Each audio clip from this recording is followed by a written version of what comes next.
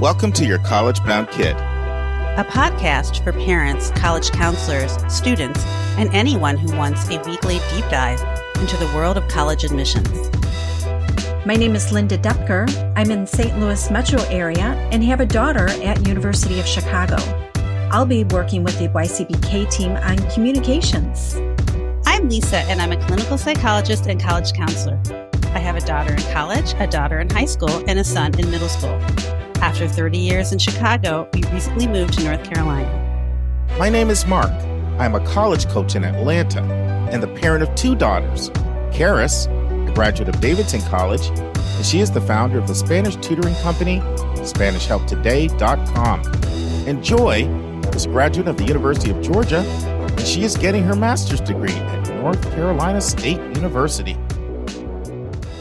Good morning, friends. Episode 266 is here. And I'm with Lynda Doepker today from suburban, do you say suburban St. Louis? I say St. Louis metro because we're really about an hour outside of St. Louis. Exurban. Yeah, there you go. That's too long. Metro sounds better. Great to have you with us today. So thank you, Lynda. Any updates from Metro St. Louis? Fall is in the air. The leaves are turning and football games are happening. And I know another one, since you were last on here, your daughter's off to the University of Chicago. So are you adjusting to empty nest syndrome yet? It's very quiet around here. I have heard previously that when your sons go off to college, you save money on the groceries. And when your daughters go off to college, you save money on the water bills. So I'm excited to see what our water bill is like this month. Oh, the little things that bring people joy. Well, really glad to have Lynda with us today for several reasons. I've got a few announcements, and then I'm actually going to start a little bit of a, I don't know, series is too strong of a word, but it's multiple entries. I'll put it that way. Our regular listeners know that every now and then I talk about what is grinding my gears, and there are a few things out there grinding my gears, and I want to share a few of them over the next certainly several weeks. And one of them is something that also grinds Lynda's gears. So we're going to commiserate together and have that conversation with you. And we'll get to that in a sec. But before we do have a couple announcements that are pretty hot off the press. One is Stanford has admitted to their anti-Jewish admissions bias in the 50s. So their president just announced this literally Wednesday of last week. You're hearing this maybe on Monday, maybe on Tuesday.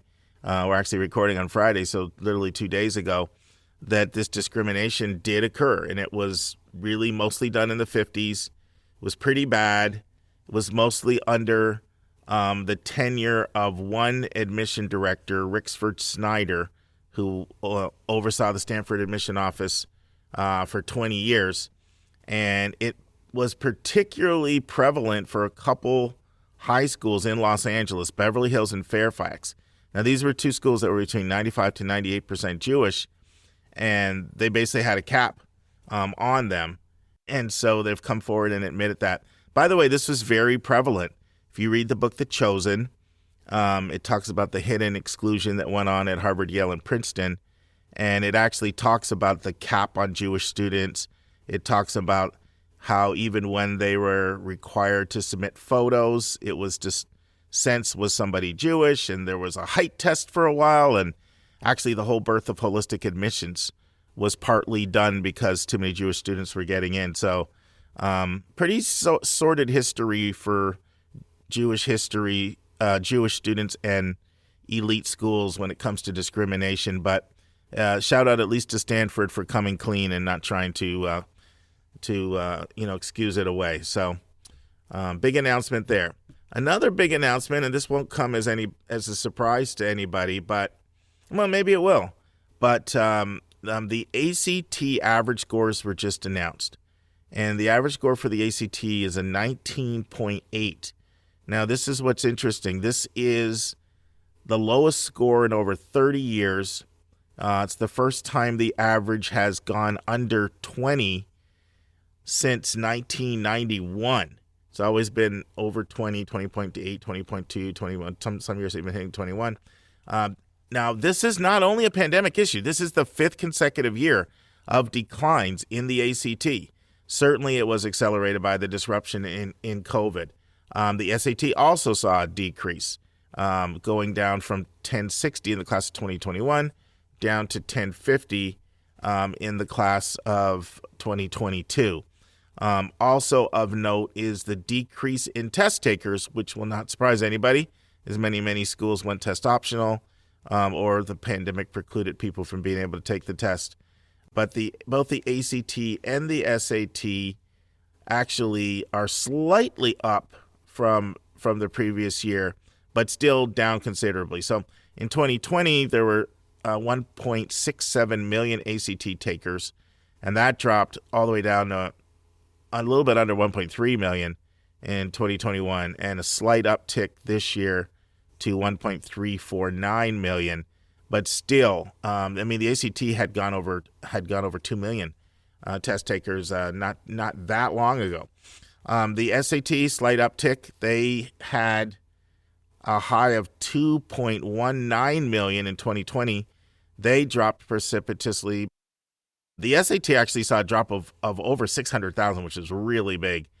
So they'd gone from 2.19, so basically 2.2 million in 2020 to just a tad over 1.5 million. So almost 700,000 drop, or about a third less test takers.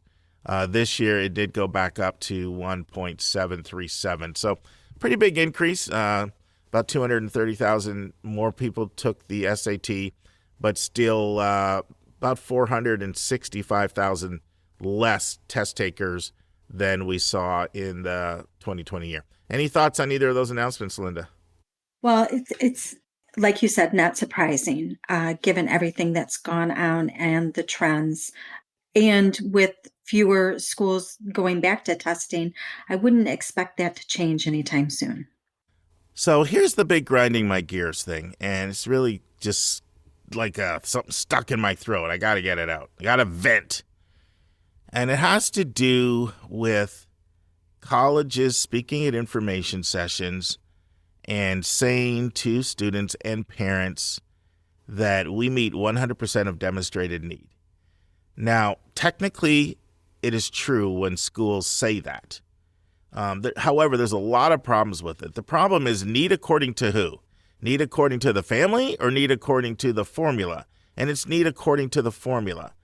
And because so many people are blown away by the percentage of your discretionary money that colleges expect to go to them, literally 22 to 47% after taxes, that when people actually see what they have to pay, they're blown away.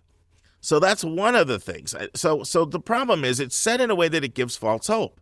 And it's said in the way, don't worry about us. We got your back. We meet 100% of need.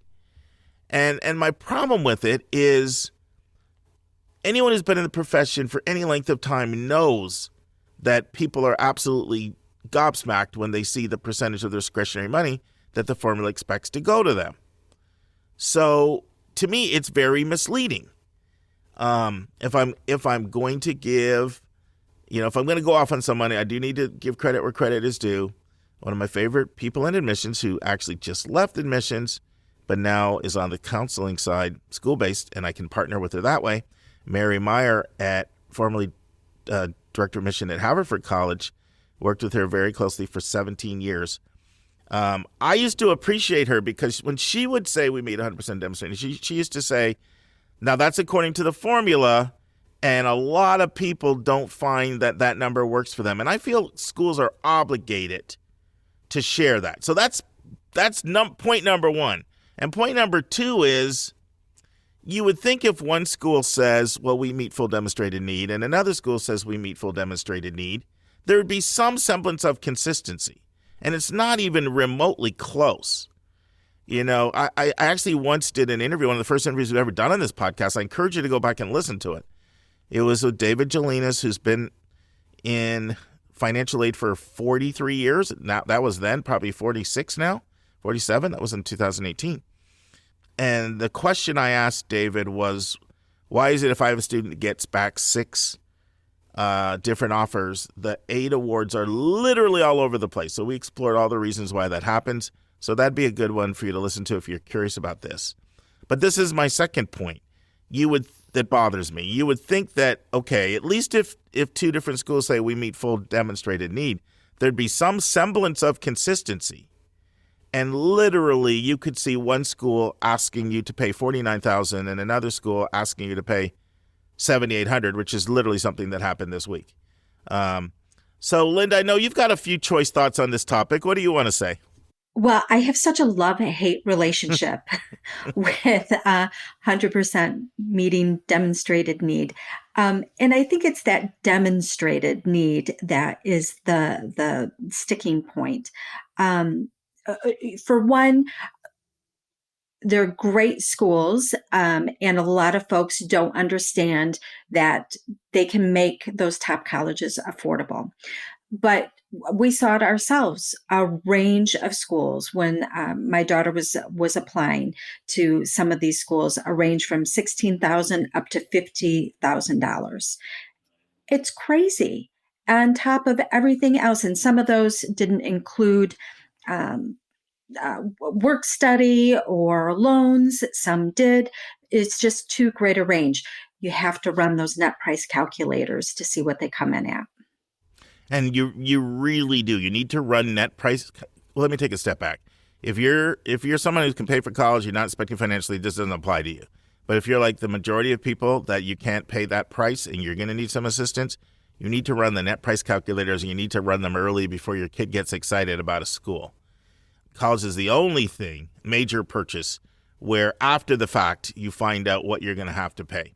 But at least with net price calculators, there's at least a ballpark figure. And you really need to run them, because just keep a couple things in mind. The formula does not look at expenses. Okay, so it doesn't look at your mortgage or your car payment. It doesn't look at it doesn't look at student loans that parents may have. In most cases, it does not look at the cost of living of where you are. Doesn't take that into consideration at all. And then there's so many other factors that one school may apply and another school may not, especially with the CSS profile, which is like a smorgasbord where schools can pick and choose how they're going to apply or not apply things. So if you put one child in private school, does that decrease your discretionary money? With some schools, it does. With other schools, they say that's a lifestyle choice that you happen to make. And literally, schools have very different formulas. If there's a family that makes $150,000, I've seen numbers that have gone from as low as $8,000 that a family like that may be asked to pay, to another family might be asked to pay $49,000 for that same income. And this is from two schools that claim that they meet demonstrated need, because there's literally so many different things that they can choose to apply or not apply. Another big one is home equity. Another big one is untaxed income. There's just so many different variables that one school might choose to put into how they calculate that, and another school may not, especially for CSS profile schools. FAFSA, pretty straightforward formula. The formula is there. But remember, most of the schools that use the FAFSA are not meeting full demonstrated need. Most of the schools that claim they meet full demonstrated need are asking to fill out the profile. And that's when you see numbers literally all over the place. So the only thing I can say is what Lynda said. Fill out the net price calculators for any school you're even considering applying to, so you know what they are. You know, one of our listeners sent me a spreadsheet of literally 70 different calculators that he had completed for his daughter. And I was so impressed. But he understood this, and you could literally see the range all over the place for 70 different schools. So anyway, that's I had to get it off my chest. Feel better now. Let it out. Let it out. I let it out. I let it out. Let it out. And now this week's interview with a special guest.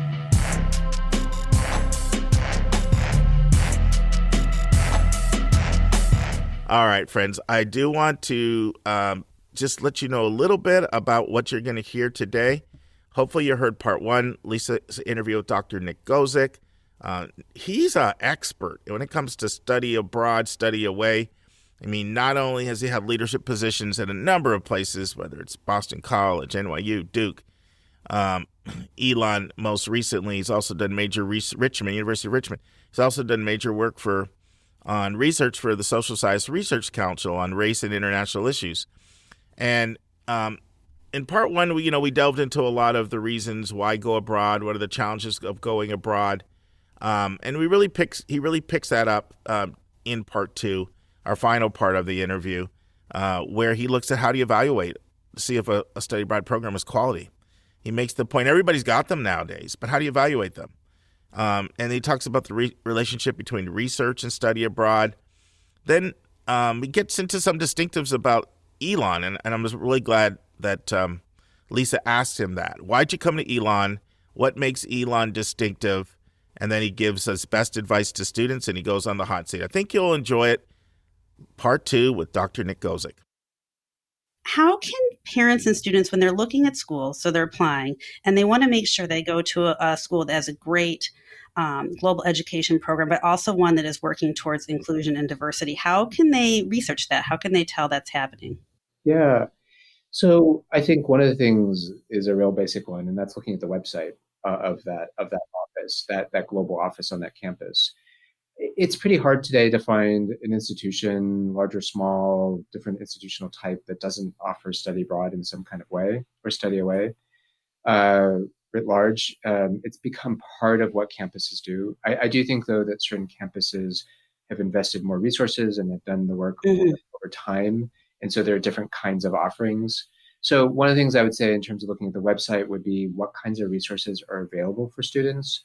And that's something that we've been building out even more recently. We've got a 52-point plan for diversity, equity, and inclusion in global education at Elon. I can't take credit for that. I would love to say I took credit for that. We've got an amazing team here led by Allegra Lang in our office, who just won our professional organization's top award for inclusive excellence through NAFSA. And we've got a whole team that just are committed on kind of every level, personally as well as professionally. So, what do you see? Is there a page for students with different identities? What kinds of resources do they have? I think is one thing. I think the second is to look at the kinds of programs that are available. Is there a wide enough selection based on student identity, and ways for students to explore?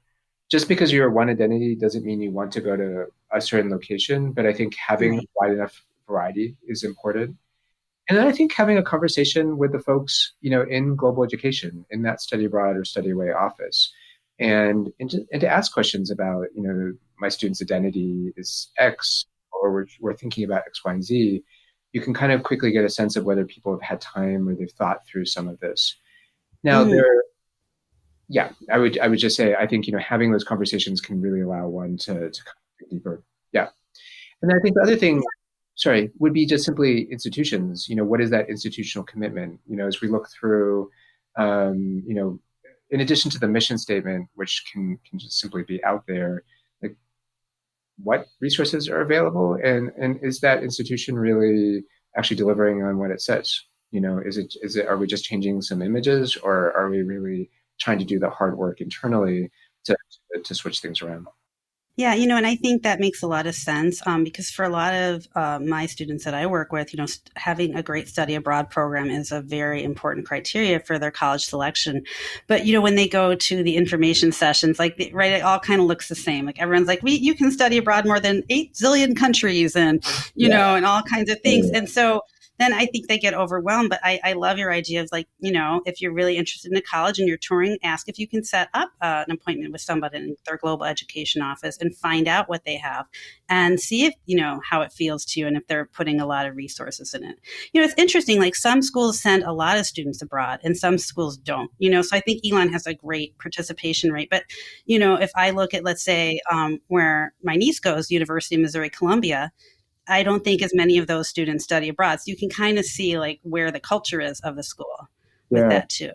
Yeah, and Elon, we are the number one school for study abroad in the country. We're at about 85% of students that study away. So for U.S. News and World Reports and Princeton Review, we're ranked at that very top. And at the same time, we still have work to do. I think we all do, and that's participation. But I agree that one of the things that Elon has done that I find really interesting is our academic calendar was built around experiential learning, not just study away. We've got 4 classes, 1 class, and then 4 classes. So that January term has been an opportunity for students to go away. And then in terms of funding, it became a priority with our last president, where we have over $1 million every year that we give away.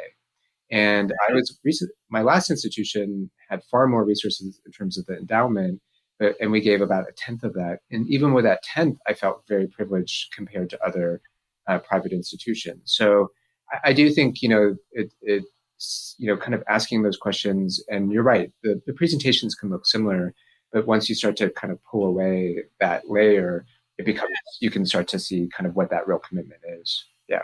Right. Right. And I do think, I just think it is so important to allow all students to have these amazingly transformative experiences. I think that's just, again, it's going to build a better society. People are, as you said, they're going to be more flexible.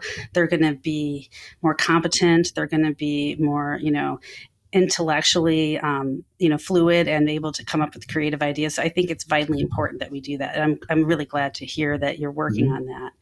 Now, how can a student prepare themselves to get the most out of their global education experience? Yeah, and it's actually a good segue to your last point. I would say that in addition to asking questions about what's offered, I would ask questions about how students are prepared and what the experience is like on the ground. And then also, what is that reentry when they come back?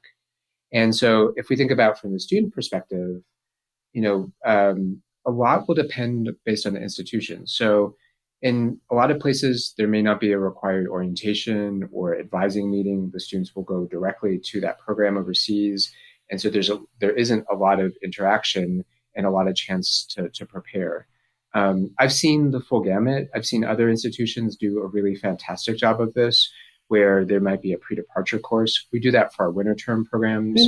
And I've seen other institutions where they have sequential, courses. So at Boston College, where I was, we had a fellows program where the students would take a full course, then they would go abroad, they would do some kind of service, and they would come back and do a research project. So I think from a student perspective, the ideal, and as you're vetting programs, would be, what does that pre-departure really look like? Now, even if the institution does not offer that level, I think from a student perspective, there's some real basics for students going abroad. One is to do research on that place. It's pretty embarrassing if you go to a country and you don't know who the leader is or what kind of government is there.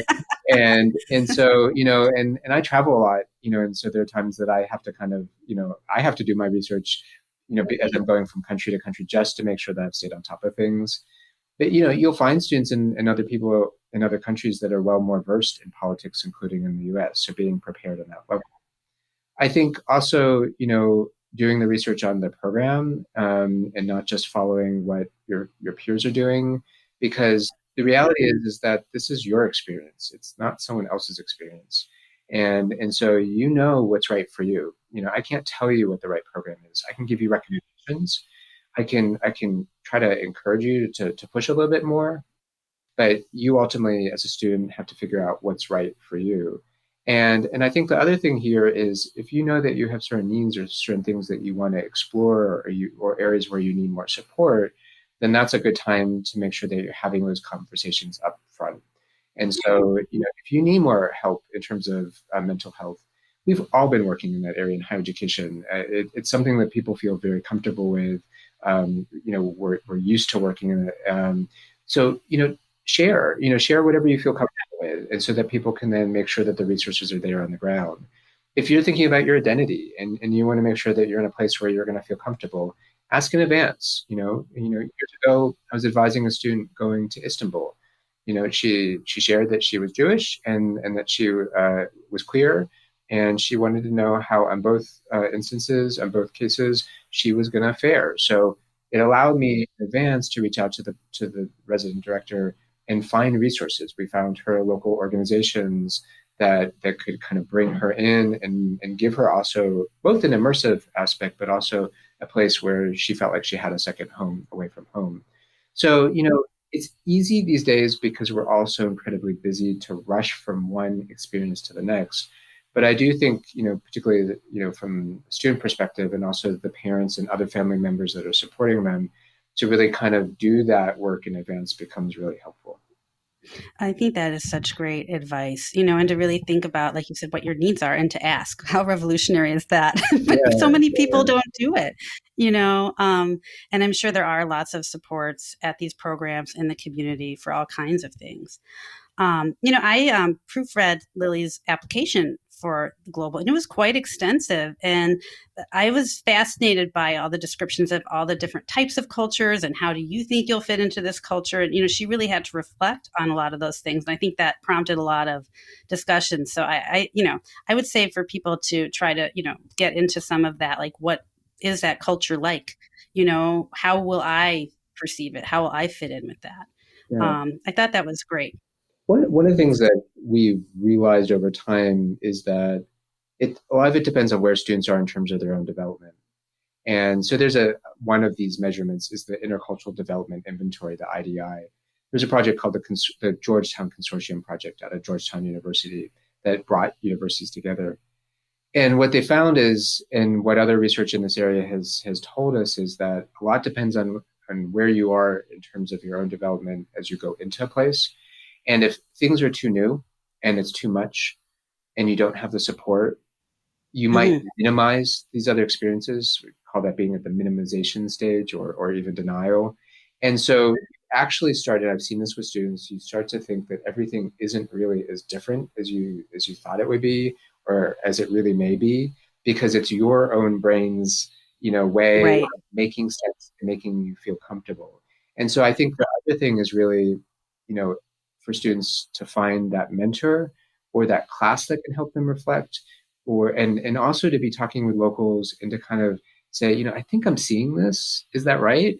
Because often you don't really understand what you think you just Oh, saw. yeah, that's very And true. and so those are some of the things that I think can help students move further along that pathway. But that does require, that ability from a student's perspective to kind of be self-cognizant of where they are and where they want to go. Right. Yeah, that's, kind of increasing their self-reflective abilities. It is amazing how your brain can distort information. And I've seen studies where it distorts it, like even at the perceptual level. So you never actually see that information as it is, in a way to control anxiety and to protect yourself. So I'm sure that happens all the time, as people are adjusting to their global education experiences. But hopefully they'll get out of that. Now, everyone always likes to hear about colleges on our podcast. We have done a spotlight on Elon, and because Lily's on there, goes there, we just chat about Elon all the time. But I mean, you've got a different perspective. Tell us what kind of student you think would be most successful at Elon, would like Elon. I mean, who should go to Elon University? Yeah. Um, you know, Elon is exciting, and maybe you already know this because you've been here. I've been at a lot of campuses, and I think there's some things that make Elon distinctive. And a lot of universities these days are trying to figure out how they are distinctive. And I think one of the things about Elon is that we are small enough. We're growing, but we're small enough that students have real support structures in place. Like people know who the students are. Like at a big institution, for some students, that is the right place to be. They want a large number of students. They want the excitement of being on a really large campus. We're in that mid range and in terms of size. And for a lot of students, it's that ability to know that there are those support structures in place. I think the second thing that is unique to me is the commitment to experiential learning. And so we are ranked in the top, 10, 20, in some cases 5 for study abroad, in terms of our career placement, research for service. And so if you're the kind of student that wants to do really well in the classroom, but you also want to get out there in the world, that's going to help prepare you, then I think Elon is a really great place to be. Um, you know, Otherwise, we've got a diverse population, and that diversity is growing. And so I'm excited about that. We're getting more international students. We're getting more students of color. We're getting students that have different kinds of backgrounds. People have said this campus has shifted over time. That We have students from all over the US and all over the world, I think 50 countries at this point. And so you've got the theater kind of geek with the purple hair, and they're experimenting and they're doing really cool things. You've got that business student who sees themselves in a different kind of light, and they want to be a finance person when they graduate.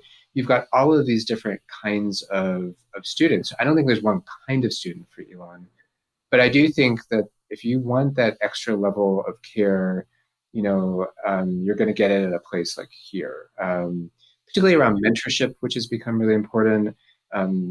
If there's one thing that all faculty and staff agree on, we disagree on lots of different things.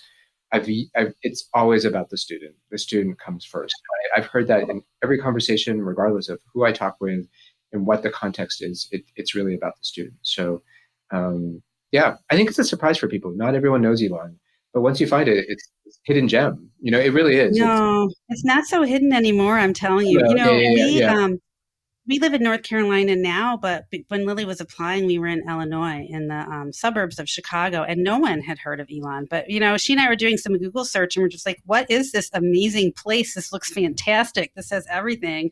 And we went to visit, and she just fell in love. I have to say, like, my experience as a parent of Elon has been that they really do provide that level of care, because things will happen, in our family or with Lily, and we'll need this or that. And they're like, oh, yeah, sure, no problem. And then I talk to friends, and their kids are a baby at a large university, and they can't get an appointment with their advisor, for like a month and a half. Whereas my daughter could just like email 10 people, and they would respond, within hours, and she'd have Zoom meetings set up. So I just kind of took that for granted, I think, because she's my oldest child. I thought that's how college was, but apparently it's not. So I really appreciate that about Elon. And I can tell you she is having a fantastic time in Italy, and just, really learning so much about herself. So what advice do you have? We always ask for parents, for students, and for college counselors, because there's a lot of college counselors who do listen to this podcast. What can you tell us that would be helpful? In terms of advice for applying or for applying, for looking at global education, or just whatever you think, life, we'll take any and all good ideas here. Yeah, we'd have to think about it. I think it's really hard to pick an institution these days. There are so many options out there. There's so many, good universities, and I do ultimately believe it's about a place where you feel comfortable, and also where you think you're going to be challenged. And those are easy things to say, but sometimes when you get on a campus, the person I was talking with earlier today said that the first time they came to campus, their mother watched their shoulders kind of drop. It was like comfort. And because it felt right. So I think that's one thing, is to go with instincts, is to figure out what that place is.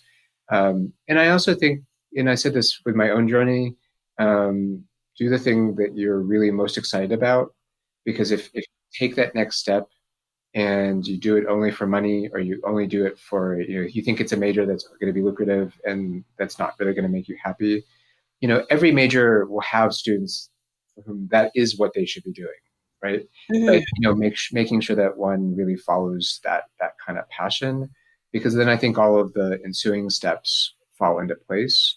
And that's a hard thing to decide sometimes, as a high school student. But I still think going with the next thing that you're most excited about, what you want to enter. So those are two things that I think about. In terms of global education, I would come back to the concept of seeing global education as not just a one-off experience.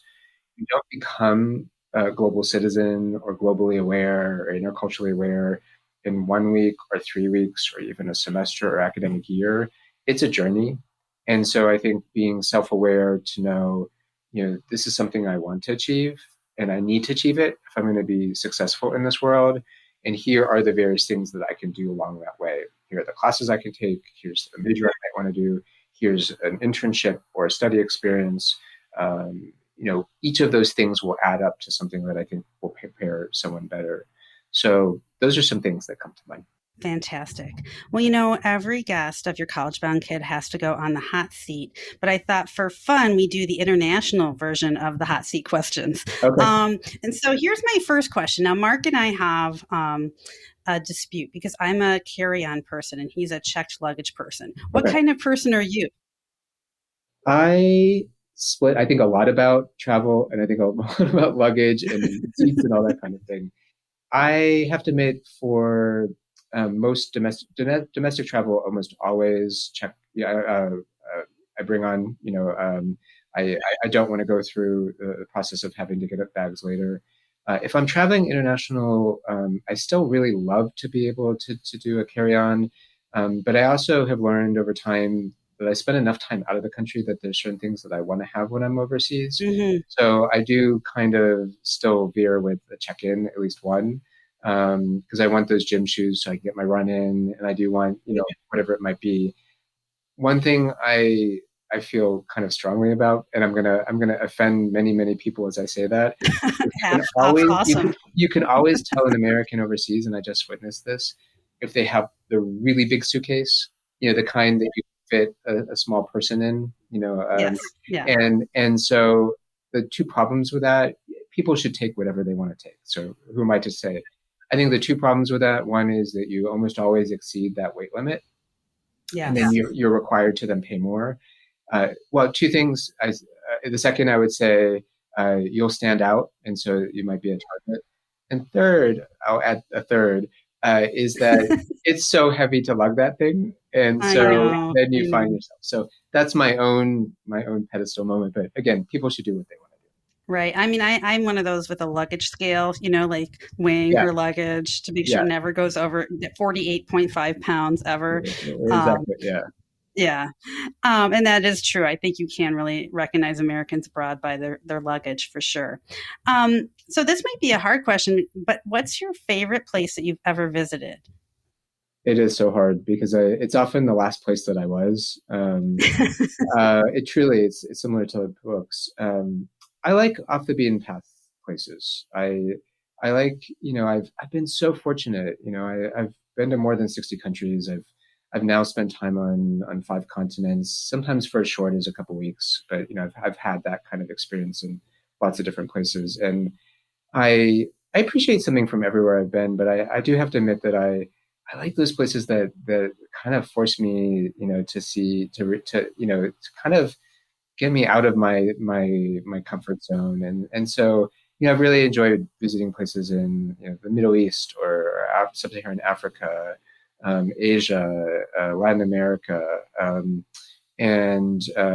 So yeah, and I think the thing for me too is that I've been so fortunate to travel that it's less to me about going to places and it's about learning things. And my brain just sucks up, it absorbs like a sponge as much as I possibly can. And that's what I find exciting. I love being in a place where I ask so many questions. I actually take myself back to like being a 5-year-old where you don't assume you know what's around you and you ask as many questions as you can. And I find that so fascinating. And even in a couple of days, you can learn so much about a place. And then you start to see these interconnections between multiple places. So it's less about an individual location and more about some of these kinds of places that I've been to before. Yeah, and I think that's great, that really immersive experience where you're learning and you're connecting concepts. That's wonderful. Now, what do you use as a source of travel advice, like a book, a guide, website? What is your favorite go-to for information? It's hard, I remember it was always that trusted Lonely Planet, you buy the Lonely Planet, you go through the pages, you do a little bit extra research. These days, I think like a good researcher, I'm doing kind of multimodal where I've got, I will look at websites, and sometimes it will be is something as top 10 things to see or to do in a certain place, just to know kind of what. But then I do a lot of talking with people when I can, and then I do a lot of searches, for even off the beaten path, even when I'm in a city that might seem traditional. like you can go to London. I don't want to bifurcate the world to say there's only interesting things in other parts, because there are amazing neighborhoods in places like London and Paris and Rome with migrant communities and really kind of hybrid, realities. And so I'm often looking for kind of what's the hippest or the coolest or the kind of, whatever that neighborhood is. So I do a lot of things there. I'm a giant foodie. I love food. I think about food. I dream about food. I like to cook food. And so I'm doing a lot of searches too that get me some, in the Yelps and all that, but that also are off that, like where do locals, and I often am typing a lot of where do locals like to swim, where do locals like to eat, and so those are some things that I've found that are helpful. Yeah, well, that is really helpful. I'm going to have to try that where do locals do X thing on my next trip. And I do think, like, one of the things that I take away from this is just that we should think globally, even if we're local. As you mentioned, Alamance County has an incredibly diverse population, as does Orange County, where I live. And to view our hometowns as a place with facets that we haven't discovered yet, and to be open to all of that, I think will make life richer in general. Thank you so much for coming on Your College Bound Kid. It's been so great. I've learned so much from talking to you about this. And I hope, like, if we have any more global questions, you might be willing to come back and give us some more of your knowledge. Absolutely. Thank you so much. This is what I love to talk about. And I'm thrilled. We could talk for many hours more, I'm sure, but this I'm sure. Yeah. Yeah. All right. Well, thank you so much. Okay. All right. Thank you. Okay, friends.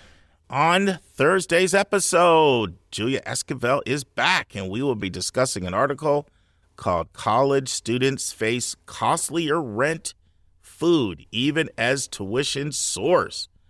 And it's an article written by Claire Ballantyne and a co-author that I'm not even going to attempt to pronounce her name because I will butcher it. Sorry about that. But Miss Relina is the first name, and the last name has about 18 syllables. So anyway, it's a great article. We'll be discussing the financial pressures students are facing right now with inflation. And then I'll continue my conversation with Lisa, where we'll be looking at what are all the reasons why colleges accept a student with a lower GPA and lower test scores over a student with a higher GPA and higher test scores. And it happens all the time routinely. And so we'll be continuing to explore all the reasons why that happens. And then a brand new interview. And it'll be a 4-parter. And it's one we've been talking about for a really long time. And it has to do with how does athletic recruitment work at Division III schools? What does it look like? What's the process? What's the steps involved in that? And this will be 2 people I'll be interviewing.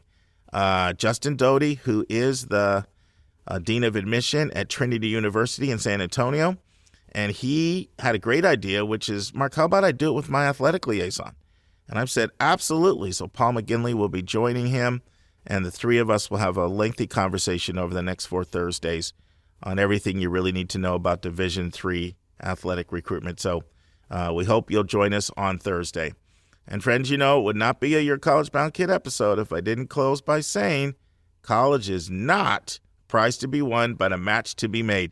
And I got really happy when one of our listeners sent me a text earlier this week and said, Mark, we're sitting here, we're visiting at Boston University, and they just quoted that quote that you end at the end of every one of your podcasts. So hopefully that's seeping into your consciousness now, especially for you seniors who are really facing a lot of decisions to make, and really ask yourself, is this a match for me, or am I trying to get a trophy here? All right. See you next week, everybody. Bye, Linda. And that's our show. A big thank you to you, our listeners, for tuning in this week. If you find this podcast helpful, please follow us, and you'll get every single episode as soon as it is released. If you're interested, there are a few ways you can really support our podcast. You can click the share button and send it to your friends and acquaintances. You can help us pay our staff and our expenses by donating on our website. You can write a review for us on Apple or Spotify. I'm the producer of the podcast, but we have a fantastic team of 14. Shout out to our co-host, Dr. Lisa Ruff, Dr. David Williams, Susan Tree, Vince Garcia, and Julia Esquivel. and to our substitute co-host, Sylvia Borgo. Our sensational sound engineer is Nemanja Motvich. Our amazing music is from Victor Allen Weeks. Marketing designs are from Kimberly Blass. Lily Parikh manages our Instagram. Our image editor is Talha Khan. Joyce Ducker does our website episode updates. And our webmaster is Stelianos Dimitriou. If you want to have a coaching session with Lisa or me, just text me at 404-664-4340. If you have a question you want us to answer, or if you have a recommended resource or article you think we should discuss, just send it to questions@yourcollegeboundkid.com. By the way, check out our website, where you'll find lots of content that is not on any podcast app. Our website is yourcollegeboundkid.com. If you want to learn about other hot admissions topics, follow us on Twitter at YCBK Podcast. We think of you as our listening family, and we look forward to meeting again with you every single Thursday.